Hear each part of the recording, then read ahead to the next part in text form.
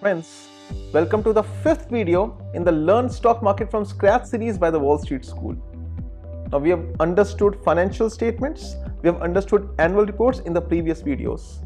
In case you have not watched them, please pause this video, watch them and come back again to watch this video because everything is in continuation. Now from the financial statements and from the annual reports, let's move ahead. Let's try to gauge the financial health of the company using fundamental analysis.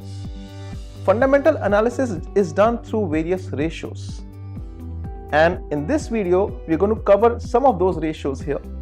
Along with that, we're also going to cover the industry and the competition so that we can take an informed decision about a company. So please do not skip any part of the video as we're going to take up a lot of practical examples in real time so that you understand in a more lucid manner. So let's get started.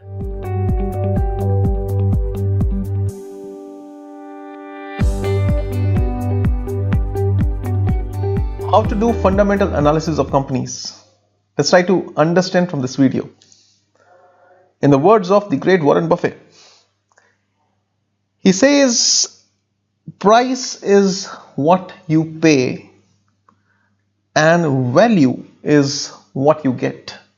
You have to understand the difference between price and what value a particular stock is or could be.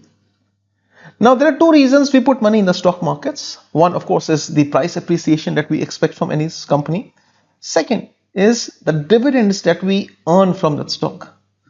Now with respect to that, just pause this video and think of all the different companies which give good dividends.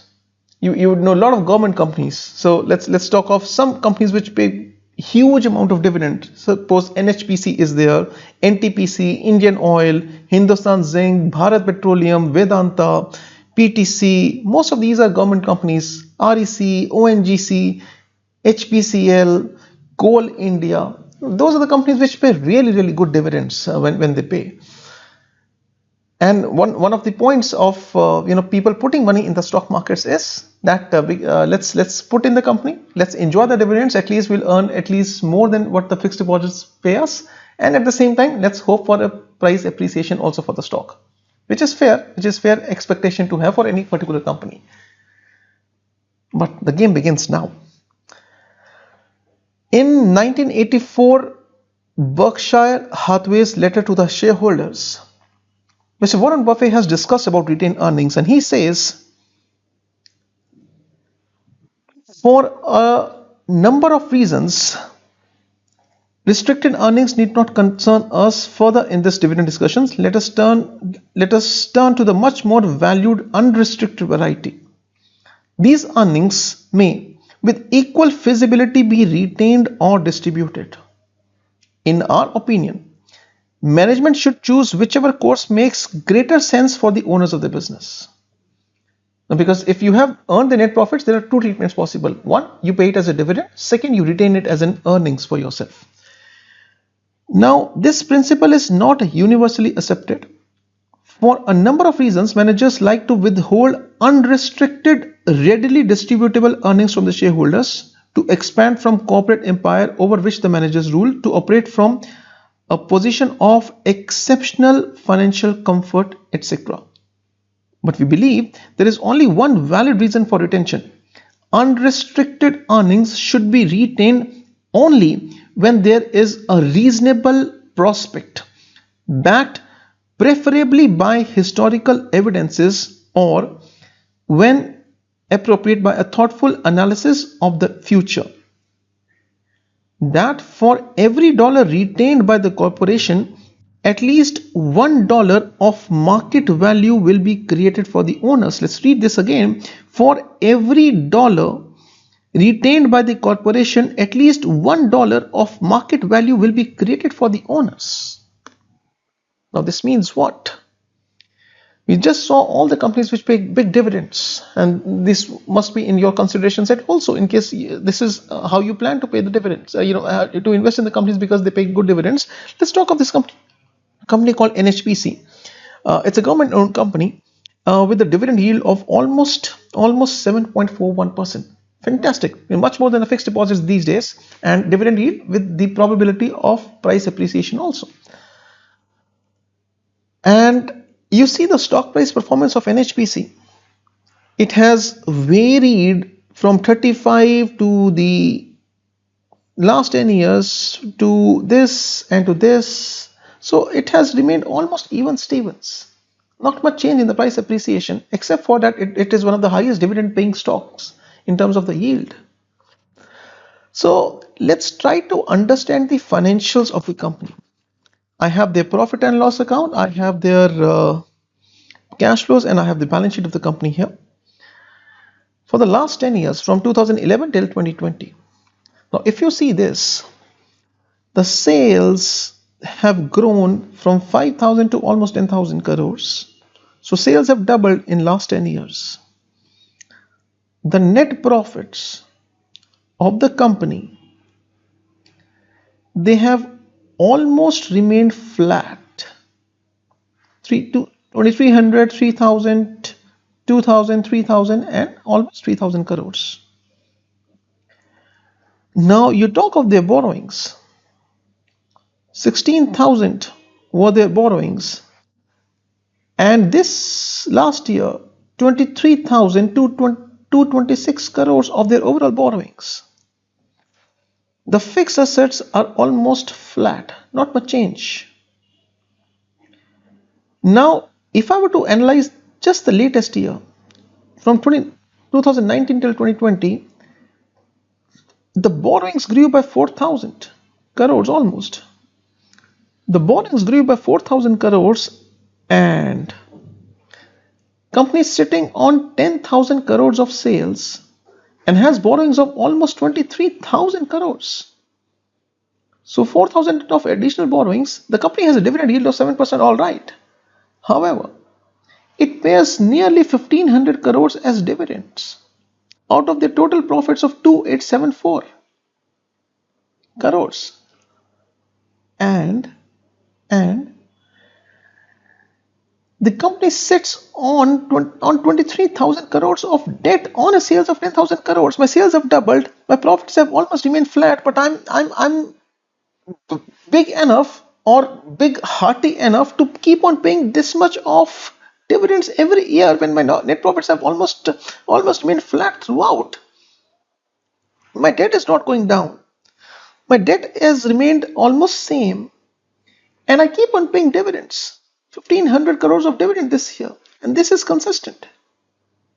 And now go back to the letter produced, 1984 letters to the shareholders by Warren Buffett. Says what?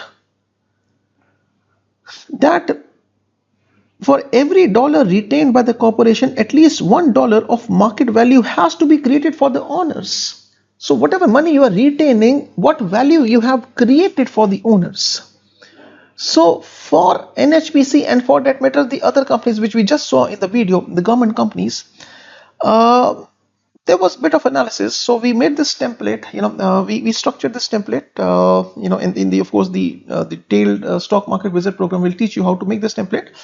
But what we learned here was, you talk of Coal India, the value created per rupee of retained earnings is negative 4.55. Negative. My sales have not even doubled, growing at a CAGR of 6%. My operating profit have not even doubled, growing at a CAGR of 6%. My net profits have been this much, growing at a CAGR of 5%. So in total 10 years, company earned a net profit of 1,36,000 crores, out of which it retained just 32,000 crores and it doled out 1,04,000 crore as dividends in the last 10 years consolidatedly. So dividend is fine, but what has been the value created for rupee of retained earnings? Go back to this letter here. that for every dollar retained by the corporation, at least $1 of market value has to be created for the owners. For every rupee retained by Coal India, 4.55 negative value has been created for the owners. So dividend is not the core thing why you should put money in any company. Just see the value created per rupee of retained earnings for that company. Over here you see the market cap of the company was 2,18,000 crores. In September 20, it was 72,000 crores. Equity shareholders have not made money. Dividend, just because you have earned some dividend doesn't mean that you have earned money. You're in the stock markets for creating wealth, for creating money for yourself. The companies have to create money, and they will reward the shareholders. So when it's a question of your and my money, we got to be savvy in terms of where we want to put our money for. The value created per rupee of retained earnings. Now sample this, another company, Hindustan Unilever. Now you see this here. It also gives a phenomenal dividend. You see the sales have doubled in last 10 years. Their operating profits have grown phenomenally at 15%. Their net profits have tripled in the last 10 years. Operating profit has become more than 3.5x. More than 3.5x, less than 4x in last 10 years. Their net profits have tripled in the last 10 years. And out of a total profits earned of 43,867 crores of the company, they have retained 9,000 crores. They have given dividends of almost 34,000 crores. So they have also given a great amount of dividend. Most of the money has gone in dividends, but you see the value created per rupee of retained earnings. 46 rupees per rupee of retained earnings. See the difference. See the difference in Coal India. They're also giving a major portion as dividends. You talk of Hindustan Unilever. Coal India, negative 4.55, negative. The market cap was 2,18,000. The market cap is 72,000. The market cap was 61,000. The market cap is 4,85,000. It is also giving a major dividend. This is also giving a major dividend. But you see the sales growth doubled. Your operating profit 15%. You talk of Coal India, just 6%, 6% and 5%. When it's a question of your and my money, we decide the value. The price will by default be there. That's what Warren Buffett says. Price is what we pay. Value is what we get. That's what we need to focus on. Now, if I did a bit of analysis at our end, and we will teach you in detail about how to come out with analysis for different sectors per se. In terms of return on average equity for the different companies and return on average capital employed. Now, what is return on equity? It is your net profits divided by your total shareholders' equity. That how much money the shareholders have put in, and how much profits they have earned from whatever they have put in. What is your return on average capital employed? It is your EBIT. Your operating profit divided by your debt plus equity. How much of capital constitutes your debt and equity from putting money in terms of debt and equity. How much of operating profit you have earned from it. So you talk of different companies here. You talk of Coal India, ONGC, BPCL and stuff like that. Let's talk of Coal India, for example. We just saw the example. Phenomenal 56% return on average capital employed. 56% returns on average capital employed. Phenomenal 40%, 39%, 38%, 75% return on the equity. And phenomenal dividends payout. Almost 121%, 133%, 44%. The dividends paid as a percentage of the net profits of these companies. However, the value created per rupee of retained earnings, barring BPCL, and this is the template that I just shared with you, which we'll learn in the detailed stock market webinar that we have, the Stock Market Wizard program. It's all negative. Last 10 years, barring BPCL. Focus on value. Price will follow. Go back here. For every dollar retained by the corporation, at least $1 of market value will be created for the owners. Focus on that. Now, in terms of understanding and analyzing any company's financial health, what all ratios that we need to consider? 3 broad level parameters: profitability, solvency, efficiency. Profit margins. Your gross profit, GP margin is your gross profit by sales. Operating profit is operating profit by sales. Net margins is your net profits by sales. So everything dependent upon your sales will give you the profitability margins. Liquidity ratios, coverage ratios, capital structure. This will help us understand the liquidity position and capital structure, whether the liquid assets are sufficient to meet these short-term obligations. For example, I want to find out my interest coverage ratio. Interest coverage ratio, the formula is EBIT upon my interest. That my operating profit is how much times sufficient that I can pay off my interest cost, because I have under an obligation to pay interest once I have taken debt. Similarly, another important ratio that I need to understand is my debt service coverage ratio. It is EBIT upon my interest plus short-term debt. Now, what is a short-term debt? Debt which is payable within 12 months. So my operating profit is how much time sufficient that I can pay off my interest and my short-term debt, which is supposed to be paid within 12 months. A higher ICR and a higher DSCR shows the financial health of a particular company. Then in terms of seeing the efficiency of a particular company, I have the turnover ratios. Let's talk of asset turnover ratio. The formula is my sales upon my assets. If it is fixed assets, so it is fixed asset turnover ratio.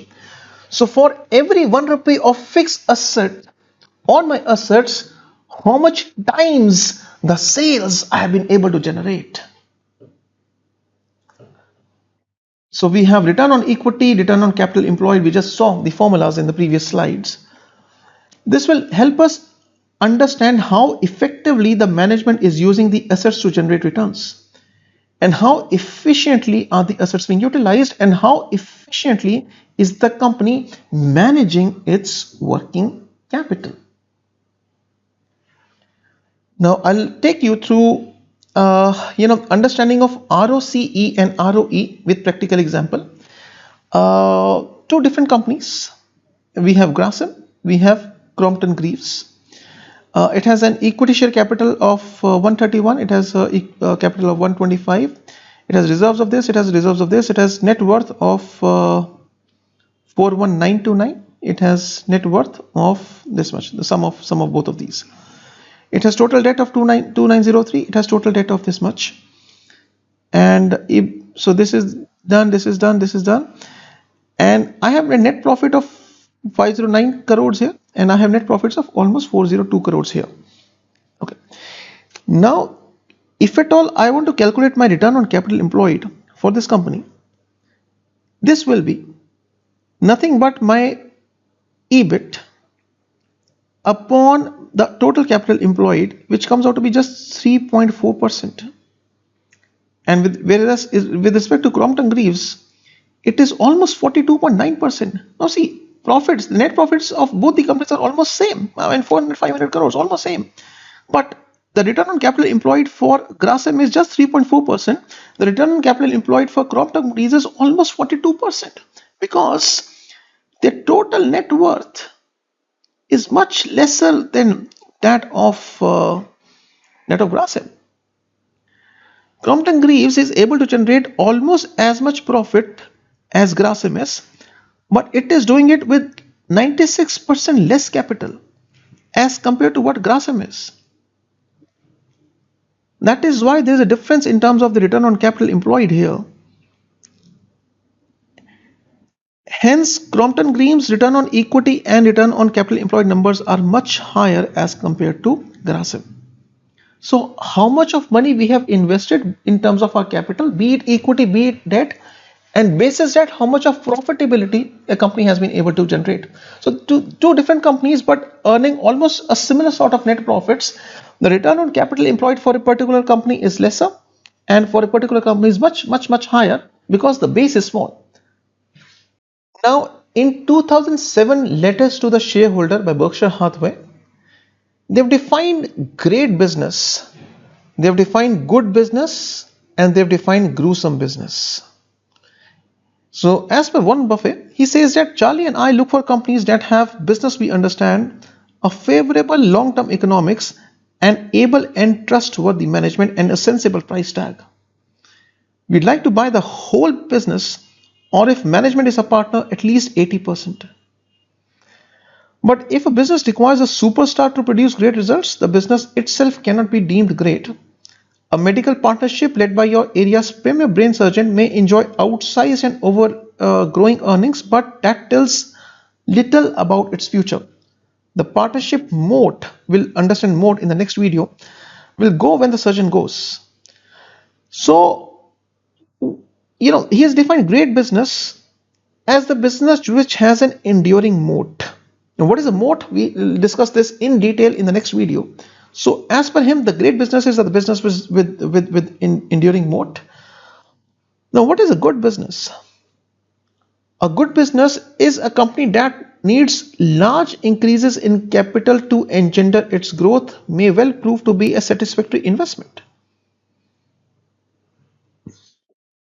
And what is a gruesome business? A gruesome business is the worst sort of business that grows rapidly, requires significant capital to engender the growth, and then earns little or no money. That is a gruesome business.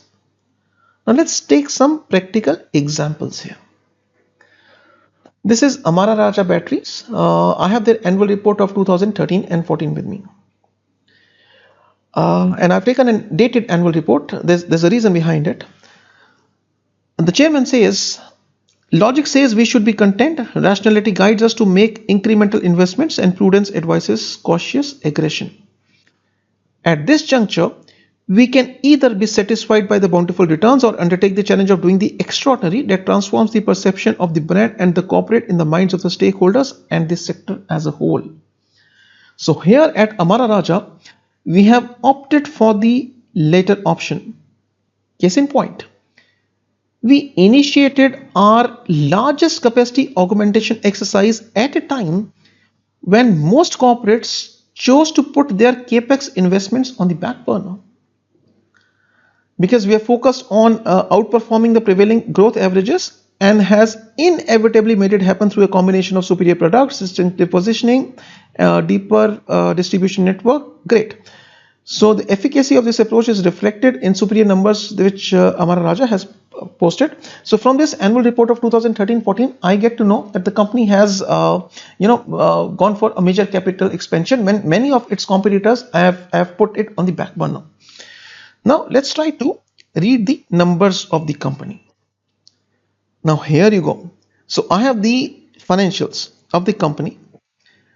So my sales growth is there, and the year I was talking about was 2014, and the operating profit margins of the company are 19%, 14%, 15%, and so on.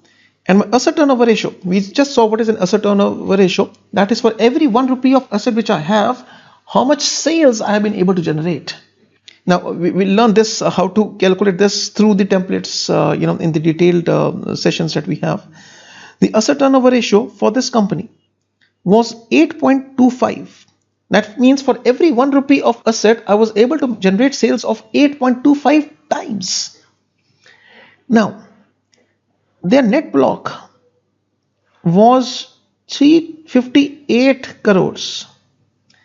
And next year, and we saw it, it increased, it almost doubled. So from 358 it became 623 crores here, right? Because we saw in the last slide that the company has gone for a major expansion, and we can see that it was flat and it has gone up here. And you see, for till 2019, the company's net block has increased from 358 crores to almost 1800 crores. So my fixed assets have grown at more than almost 5x. However, my sales, if you see, from 2014 onwards, my sales have just about doubled. My fixed assets have grown at more than 5x. And you see your asset turnover ratio here, it is growing at, it has not reached the level at it which was before the capacity expansion here. So over here I have reasons to believe that my assets are not being effectively utilized as they should have been. And this is happening over a period of time. 5-6 years is a reasonable time for the assets to augment the sales, which has not happened over here for the company as such. And it's not a surprise for me. You see, the margins of the company are almost intact. Margins of the company are almost intact the way they were. These have increased 5x. You see the stock price movement of Amara Raja, 2013-14, when it went for a major capacity expansion, the stock price zoomed up, but it has just been just around flat. If you see the stock price in 2021, by the time this goes to shoot, it is around 900 rupees also, but it has not given the returns that was anticipated when the stock price zoomed over here. Now let's talk of Snowman Logistics, another company. Now on the face of it, you see the sales were 34 crores, it became 232 crores, growing at a CAGR of 24%. The operating profit growing at a CAGR of 22%, which is fantastic numbers. But if you see the sales on a comparative basis of 100%, for example, my sales was 100, if it was 34 rupees, it is 100% here, and rest everything is as a percentage of the sales here. So my depreciation was 10%, 9%, 10% of my overall sales. But if you see along, the depreciation has become 20%, 21%, and 18% almost. Such a big jump here. And when the depreciation increases, that means you have made a lot of investments in your fixed assets. And if you go to the balance sheet of the company here, now you see your net block, the fixed assets, was this much, which is 25% of your overall assets, which has now become almost 74% of your overall assets. This means that the fixed assets contribute a major portion of the assets, indicating the company's need to keep on making adjustments in fixed assets to grow. And the borrowings, this was a debt-free company here, because the company has to continuously make investments in fixed assets, the borrowings are also going up and up and up and up, which is impacting the margins. And I go back to the profit and loss account here. Asset turnover ratio 1.16, 0.79, 0.83, 0.82, 0.56. Assets, my sales upon my assets. For every 1 rupee of asset which I have, I'm able to generate sales just of 0.56 times, and that's it. So despite the fact that my sales have grown at a phenomenal growth rate of 24%, my net profits have just about doubled, growing at a CAGR of 10%, because asset turnover ratio is very low in this case, means my assets are not being effectively utilized. I have to keep on making investments in my fixed assets a lot to ensure that my sales generate. And this is not a number. 1.16 it was 10 years back, it is 0.56 now, almost half. Go back to what the great and the good and the gruesome businesses were defined. It said that the worst sort of business that grows rapidly requires significant capital to engender the growth and then earn little or no money. So despite the fact that the company's sales was growing at such a rate, see the stock movement of Snowman Logistics in the last 5 years, it has been just one way trajectory. And there's so many examples, so many more examples of great, good, and the gruesome businesses, which we'll discuss in the detailed stock market visit workshop. But I want to discuss with you a very important thing: the cumulative profit after taxes versus the cumulative cash flows. We have understood the cash flows, the balance sheet, and the income statement in the previous videos. Now over here, understand, friends, that a company that makes a sale of any product today might not receive its payments from debtors, and debtors might show up because as the accounting norms allow the sales to be shown even if they have actually not been received. So this year sales can be shown even if they have still not been received. It can be shown as debtors, and money received from the buyers will be reflected in the cash flows only when the money is actually received from the buyers. And if we compare the profit after tax and cash flows for only 1 year, they would be different. But over a period of time, especially for the FMCG players or the business which is more into B2C sort of a segment, over a period of time, the cumulative profit after tax and cumulative cash flows should be similar. Direction they should be in similar lines, because if it is, it means that the company is able to collect its profit in actual cash from its buyers. If cash flow from operation is lower, it would mean that either the company is, though legitimately eligible to receive money from buyer, is not able to collect it, or the profits are fictitious. And fictitiousness of the financials can be gauged through this very simple trick here. In either case, the investors should avoid such a company. Now, what I mean by this is, let's see some examples from the templates that we created for ITC. This company called ITC. Now, if I see its overall profits in 10 years, it is 96,242, and cash flow from operations is 96,922. It's an FMCG player, B2C segment. Without even going into any further granularity, I know as a matter of fact that I'm comfortable with the books, because over a period of time net profit is matching my overall cash flow from operations. Similarly, if I talk of an Hindustan Unilever, I know as a matter of fact that their overall net profits in the last 10 years is 43,867, and the cash flow from operations is almost 44,408. So I'm, without even getting into any further granularity of understanding it, at a broad level, I know that at least the books of the companies are clean, and then I'll do my own research gradually. Let me take another example of Manpasand Beverages, another FMCG player. Now you see this here. The profit of the company minus 480. The cash flow from operations minus 7 here. Minus 7. Fictitious sales shown, some which might be to fictitious debtors, and then it show up over a period of time. Cash is the real thing, right? Not sales, cash. Whatever the actual money the company has earned. Let me give you another example, and then I'll wind up this video. PC Jewelers. Now you see this. The total net profits earned by the company 2695. Cash flow from operations minus 958 here.